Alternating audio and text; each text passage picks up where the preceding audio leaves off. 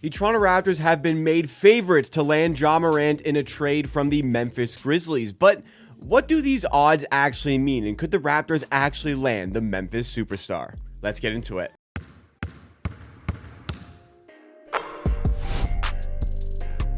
Welcome back, everybody. This is Amateur Sports, the YouTube channel that is completely dedicated to providing you with Toronto Raptors content in videos just like this. If you enjoy along the way, smash that like button and remember to subscribe to the channel. Help us on the road to 20,000 subs inside 2025. And today we're covering the trade drama that is starting to unfold as we get towards the NBA draft. It seems like teams want to get their moves done early. We already saw an example of that with the Orlando Magic shelling out 4 first-round picks to acquire Desmond Bane from the Memphis Grizzlies. And people are wondering, well, hey, if the Grizzlies are willing to part with Desmond Bane at this point, would they also be willing to part ways with, I don't know, Jaren Jackson Jr.? And how about Ja Morant? And odds have actually been posted for the potential of Ja Morant leaving the Memphis Grizzlies. And to the surprise of many Raptors fans, yes, Toronto has been labeled as the favorites at plus 400. If we were to take these odds in a completely literal sense at plus 400, that would imply there is a 20% chance that the Toronto Raptors would land Ja Morant in a trade. And to my surprise, like some of the names being thrown out, the Raptors could part ways with here. I mean, not as much of a surprise that RJ Barrett and Emmanuel Quickley could be traded. I've said it many times on this channel that there's a possibility that they would be the ones attached to a trade. If the Raptors are big game hunting, as we continue to call it, big fish hunting, as we continue to call it, then like RJ Barrett and Emmanuel Quickley would be the first names on the list of people to get traded just for their contracts and just because, like, in terms of pecking order, like the Raptors are really seemingly trying to build around Scotty Barnes and Brandon Ingram. But to my surprise a little bit, and maybe this is more so on the Kevin Durant front because there are a lot of rumors surrounding Kevin Durant and a lot of rumors, even though Kevin Durant has not made the Raptors one of his destinations, there are a lot of rumors suggesting the Raptors could be lining up to try and trade for Kevin Durant. To my surprise, Jakob Poeltl has also been included in these conversations, according to Jake Fisher, who has been, in the last few years, pretty accurate when it comes to Raptors reporting. But as much as like there's a possibility of making this trade happen, Memphis have quickly shut this one down. They traded Desmond Bane, I believe, because they simply got an offer they couldn't refuse. I think the Orlando Magic identified that Desmond Bane is a fantastic fit next to Paolo Banchero and Franz Wagner, and I do agree with that. I think Desmond Bane is an excellent upgrade on Kentavious Caldwell-Pope, who was also included in the deal. Orlando just felt so strongly about his fit that they decided to overpay a little bit. And Memphis saw the value of the assets they were getting back and thought, man, as much as we love Desmond Bane, we can do a hell of a lot more with those assets coming the other way. So I don't look at this trade as Memphis wanting to clean house and restart here. I view this as Memphis got an offer that was too good to turn down, and they are still committed to building around Ja Morant and Jaren Jackson Jr. So why do these odds exist? How could the Raptors possibly have a 20% chance, as I said, to land Ja Morant in a trade? Well, these sorts of posts, like the Dunk Central, NBA Central on Twitter, they make these posts a lot, and I don't blame them because it drums up engagement, including in videos like this. But posts like this and the reaction to posts like this really infuriate me. And it infuriates me because people fail to understand what is actually going on in these posts. So I'm going to tell you exactly what's going on in these posts from a betting perspective. And I believe I'm qualified to do so because in my, we'll call it 9-to-5 job, my full-time job, if you don't know, YouTube is not my full-time job. It's a passion project, a side hustle, hobby, if you will, but it's absolutely not paying the bills. I have a full-time job that does that. And within that full-time job, I work in sports betting media. So I cover a lot of stories related to sports betting, and I'm involved with professional gamblers in sports betting. So I have a very good understanding of what is actually going on here. So I'm going to give you what you actually need to know about these markets when they're posted. So first of all, the thing that I think makes me the most angry with these posts is that they are extraordinarily misleading. It's posted like Ja Morant next team odds, or in the case of like a recent RJ Barrett one, it is posted as if the Portland Trailblazers are the favorites to land RJ Barrett. How are Portland favored to land RJ Barrett? Well, It's misleading because these posts don't actually showcase that it is the odds of this player getting traded if they are to be traded. It's the odds of this player landing on each specific team if they are traded. There could be absolutely no intention whatsoever for Ja Morant to be traded away from the Memphis Grizzlies, but they can post odds, say if by some chance he's traded, these are the odds associated with that. So first of all, like when somebody sees a post like this, and I saw people who looked at the posts around Ja Morant here and said, well, oh my goodness, they're posting odds for this. Are Memphis actually trying to trade him?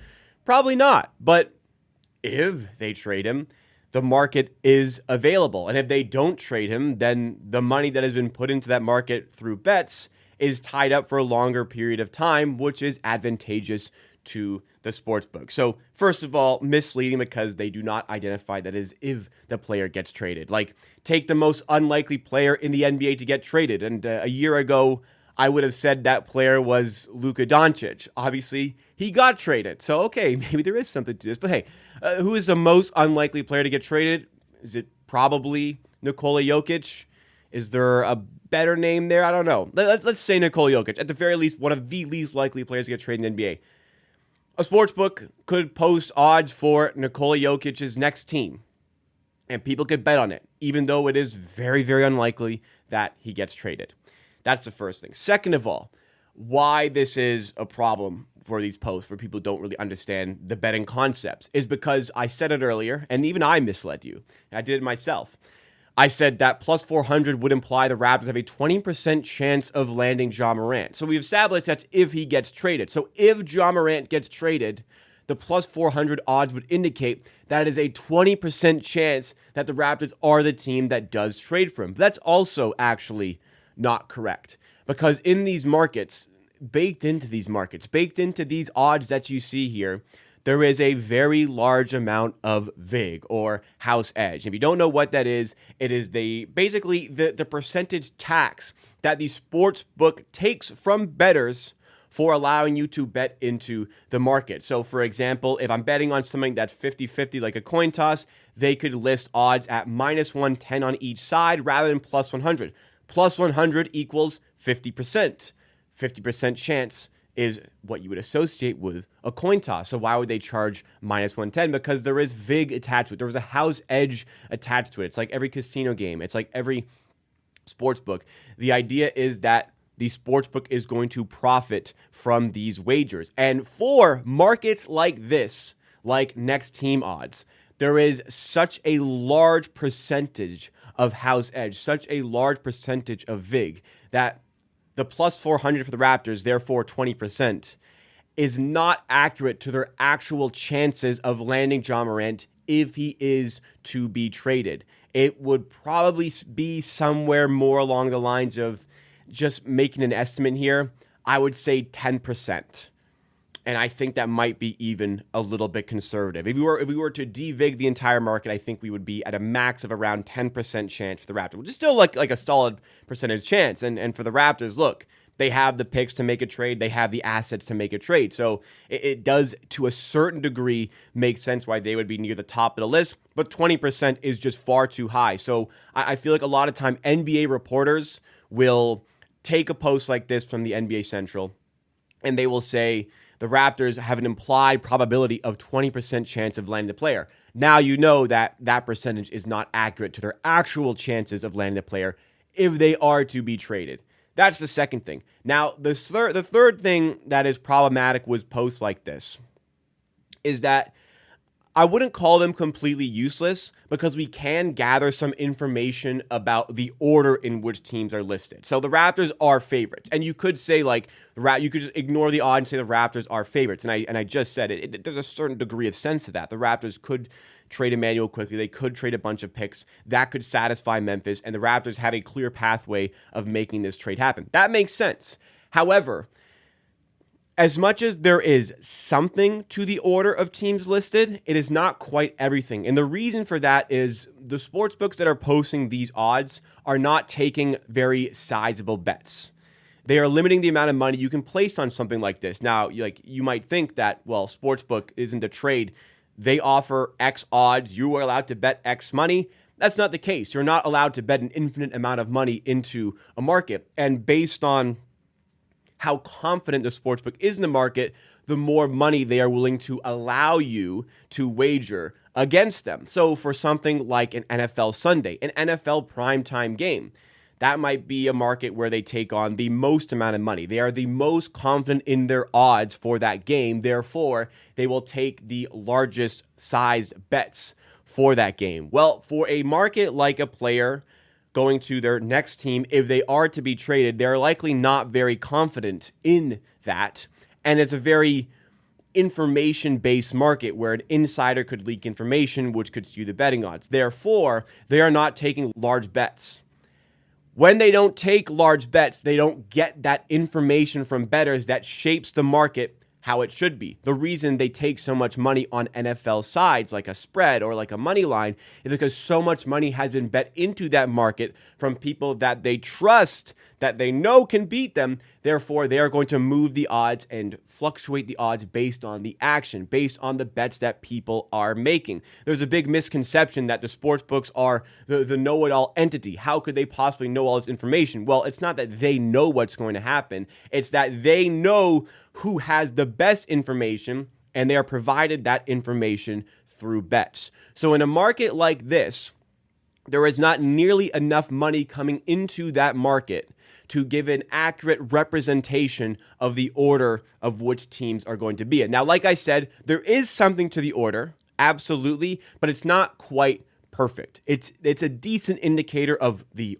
hierarchy of teams that could trade for the player, but it is not an accurate percentage, and it is not really accurate reporting as to Ja Morant potentially being traded or somebody else like RJ Barrett being traded, which gives you situations where you have the Portland Trailblazers potentially favored to land RJ Barrett in a trade if he is to be traded, as I said. Basically, what it comes down to for stuff like this, like you see in both the posts here, it's tagged to Bovada official. It is tagged to Bovada by the Dunk Central. Markets like this, player, if he is traded, what is his next team?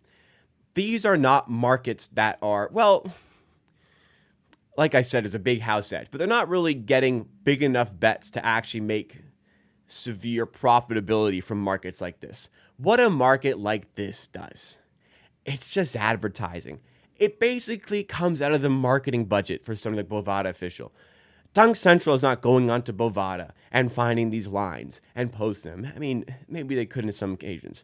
What is actually going on here? Bovada is posting these lines, and they are paying at the Dunk Central to post the lines because it is very, very good advertising for Bovada to have this on Twitter and to be engaged with to the degree it is engaged with. Posts like this get so many replies, so many quote tweets, so many eyes in it. It is fantastic marketing for the sportsbook. That is the primary reason why these odds exist. It is a marketing ploy, and I would say a very intelligent one by the sportsbook. So, all in all, misleading because when it's reported, it's not reported as if the player does get traded. Misleading because the house edge is so large that the odds don't accurately reflect the percentage chance of the team acquiring the player. And it is slightly more misleading because there's not enough money bet into these markets to actually shape them accurately. There's something to the order, but it's not quite everything. And with my experiences in sports betting, and I am no professional, but what I've said in this video is not a matter of subjectivity. It is not a matter of opinion. These are stone cold facts. These are absolute, positively stone cold facts that are not to be argued with. A lot of the times when it comes to sports, there's a lot of nuance in discussion. There's a lot of opinions. When it comes to sports betting, that is why these markets exist. End of discussion. So, like I said, there is a reason the Raptors are at the top of this list because they do have the assets to make this trade. Ultimately, I'm not sure they see Ja Morant as that prize. And I think in the end, the fit might be like, I continue to use the word clunky, but like to sacrifice Emmanuel quickly, the like most important floor space from the team, is he the best shooter? No, but in terms of volume, he might be the most important shooter on the team. To sacrifice that for Ja Morant, who is not a shooter, is especially not a high-volume three-point shooter, that just clogs up a whole lot more space. And if the Raptors are really selling out on a lot of their assets to get a big fish, I'd be surprised if they targeted Ja Morant as that prize.